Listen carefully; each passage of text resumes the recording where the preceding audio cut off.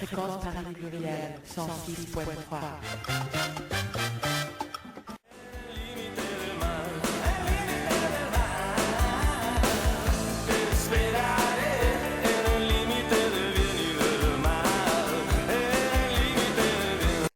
Bonjour à vous tous, on est en fréquence Paris Pluriel 106.3. Hoy estamos con la presencia de Efraín Aguilar y Juanito Guanabacoa, así que a ustedes, mesa. Muy buenos días todo el mundo y como dice Abel, estamos en una ya primaveral calurosa mañana aquí saludando y llegando a todo el equipo. Muy buenos días y haremos la emisión como todos los domingos. Muy buenos días a todos ustedes, así es, estamos desde el 106.3 en Fréquence Paris Pluriel, una mañana soleada como lo decía Abel, y bueno, ya arrancamos la emisión hoy domingo 8 de mayo de 2016. Bueno, y a continuación tenemos la crónica de Juanito Guanabacoa. Comenzamos esta sección aquí saludando a nuestro compañero Danilo, que también viene ya integrándose al equipo de esta emisión. Bueno, vamos a recordar lo que ha pasado en esta primera semana de mayo. Pues la primera emisión tuvimos la fortuna de que cayera el domingo, el día 1 de mayo, se hizo los comentarios alusivos al Día del Trabajo. Pero en América Latina, en México y en América Central, esta semana fue muy intensa. A nivel internacional tenemos que el día 3 de mayo es el Día Internacional de la Libertad de Prensa. Y bueno, hablando de los problemas que nos aquejan a todo el continente americano, a todo el mundo global, se habló de la libertad de prensa y se señaló a los países que más han estado tocando ese tema con el problema de las agresiones, la falta de libertad, la censura. Y tuvimos acceso al reporte de Reporteros Sin Fronteras, que señala que en el caso de América Latina, México ocupa el lugar 149. No hay ninguna alusión al presidente Enrique Peña Nieto, lo que tiene que ver también con las relaciones internacionales entre los gobiernos. Por otro lado, tenemos también en América, en Honduras, el caso de Berta Cázares, producto de cateos en Tegucigalpa, Ceiba, Trujillo y Colón, ciudades principales de la creación de los enemigos potenciales del sistema. El Reporteros Sin Fronteras ha lanzado una campaña donde países como Arabia Saudita, Azerbaiyán, Egipto, Tailandia, Corea del Norte, Turquía, Irán, Rusia, son señalados como de graves faltas a la libertad de prensa y han aparecido sus dirigentes en unos cartelones con una copa para como brindando y viendo esta situación, señalándose así que hay problemas de censura en estos países. Bueno, minera canadiense Goldcorp, y el asunto no se ha resuelto. Esto el 4. Hay ninguna alusión al presidente Enrique Peña Nieto, lo que tiene que ver también con las relaciones internacionales entre los gobiernos. Por otro lado, tenemos también en América, en Honduras, el caso de Berta Cázares, producto de cateos en Tegucigalpa, Ceiba, Trujillo y Colón, ciudades principales de ese país. Han sido detenidos 4 personas, pero lo interesante en este caso es que del Frente de Pueblos en Defensa de la Tierra. Bien, esto es el caso. Se ha dicho que 2 son militares y de los 2, uno es activo y otro está en retiro. Ya veremos qué sucede. Lo que pasa es que por allá nos están exigiendo, están exigiendo a las autoridades correspondientes y al gobierno mismo la iniciación de una investigación independiente para esclarecer el caso de la agresión a Berta Cázares, al mexicano, que en su caso también salió lesionado. Y veremos qué es lo que se dice de la verdad histórica sobre esto. En México, en Ayotzinapa, se siguen dando los asesinatos relacionados con personas señaladas como posibles culpables y con relaciones a grupos de delincuencia organizada. Se asesinó al líder transportista ligado a estos grupos, Víctor Martínez López, como posibles culpables y con relaciones a grupos de delincuencia organizada. Se asesinó al líder transportista ligado a estos grupos, Víctor Martínez López, el 4 de mayo. Estas personas señaladas, como lo repito, se habla de la protección del Estado a esta clase de elementos. A su vez, se han encontrado fosas en terrenos de la minera canadiense Goldcorp y el asunto no se ha resuelto. Esto el 4 de mayo.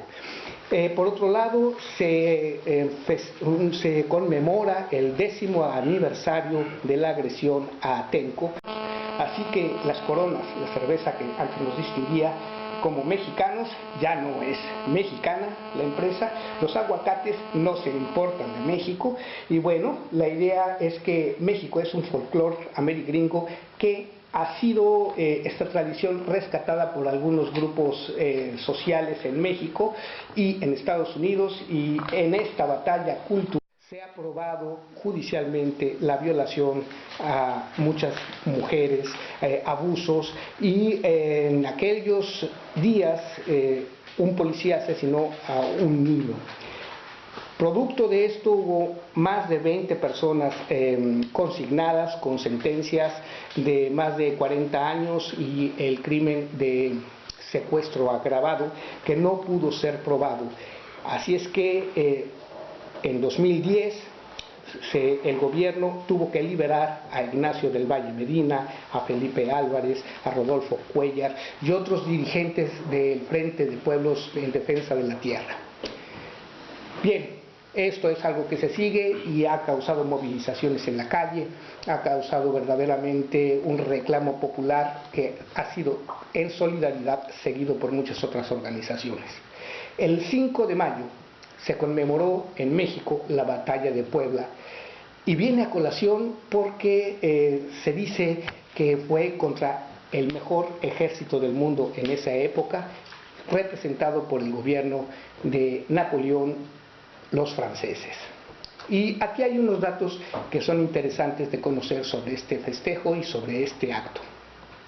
La Batalla de Puebla es un evento histórico que los mexicanos recordamos porque la milicia mexicana se impuso a un ejército extranjero. El general Miguel Negrete, del Partido Conservador, se une al ejército de Ignacio Zaragoza, con una frase que señala el motivo, y es esta: yo tengo patria antes que partido. Habría que ver esto y decírselo a los políticos chapulines de mi país. Bueno, el ejército francés fue comandado por el general Charles Ferdinand Latrille, que había perdido antes la batalla de Cumbres. Y aunque el ejército mexicano ganó esta batalla, los franceses vencieron y se establece el Segundo Imperio Mexicano con Maximiliano de Habsburgo en 1864. Los franceses se retiraron hasta 1867 y bueno, estamos hablando de la época de Benito Juárez, el Benemérito de las Américas, y en esa época, más o menos 1900, la ciudad Paso del Norte cambia a Ciudad Juárez como nombre oficial en honor a Benito Juárez, y eso fue curioso porque fue un decreto expedido por Porfirio Díaz.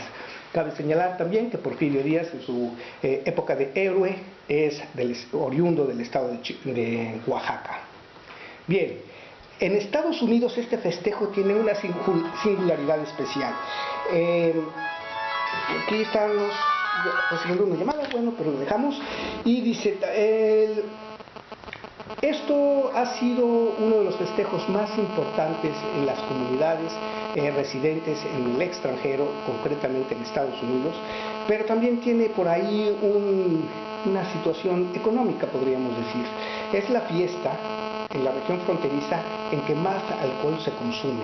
También se consumen 81 toneladas de aguacate en platillos de inspiración mexicana por todos aquellos que entran a los festejos. Así que las coronas, la cerveza que antes nos distinguía, como mexicanos, ya no es mexicana la empresa, los aguacates no se importan de México y bueno, la idea es que México es un folclore amerigringo que ha sido esta tradición rescatada por algunos grupos sociales en México y en Estados Unidos, y en esta batalla cultural pues es uno de los festejos que más derrama económica tienen en los Estados Unidos.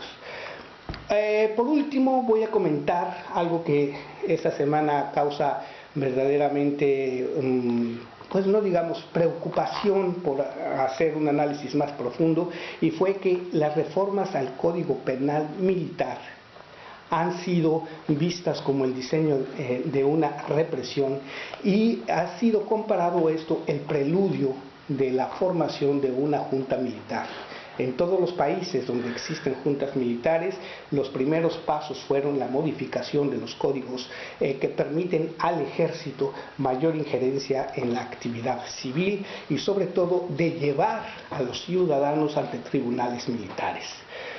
Se dio y se hizo viral un video y obligó entonces a un pronunciamiento oficial.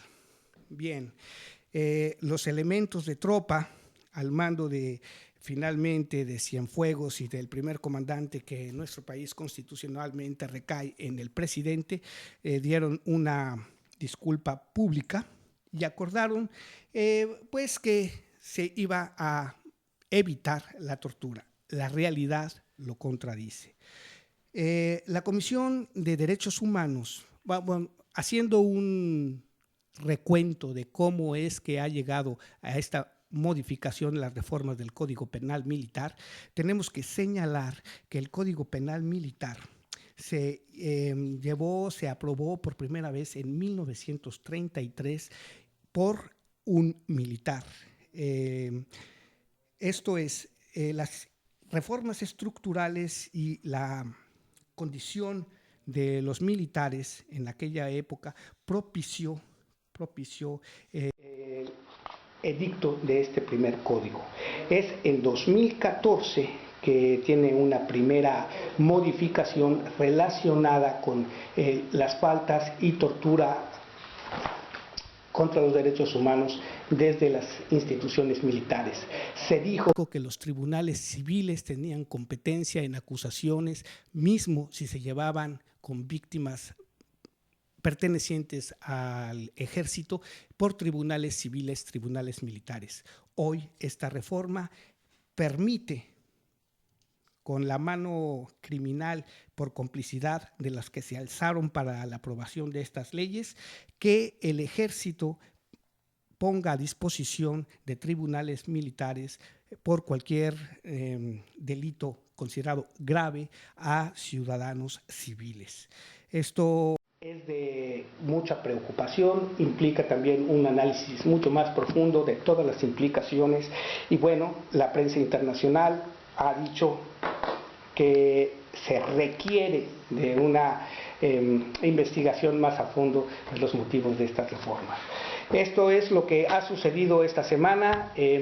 Para mayor información sobre las reformas al Código Militar, pues están en las redes sociales. Yo voy a señalar el espacio que tenemos ahí, causaenlared.net, para que puedan ustedes acceder puntualmente a este tema, que es una situación muy grave en toda América Latina. Representa la militarización ya para el 2018 y la modificación del sistema penal mexicano en contra de, como digo coloquialmente, Juan Pueblo.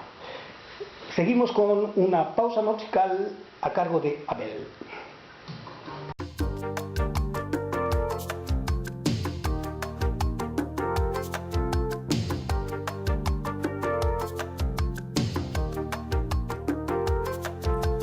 Noches atrás, qué hermoso placer, qué maravillosos aquellos días.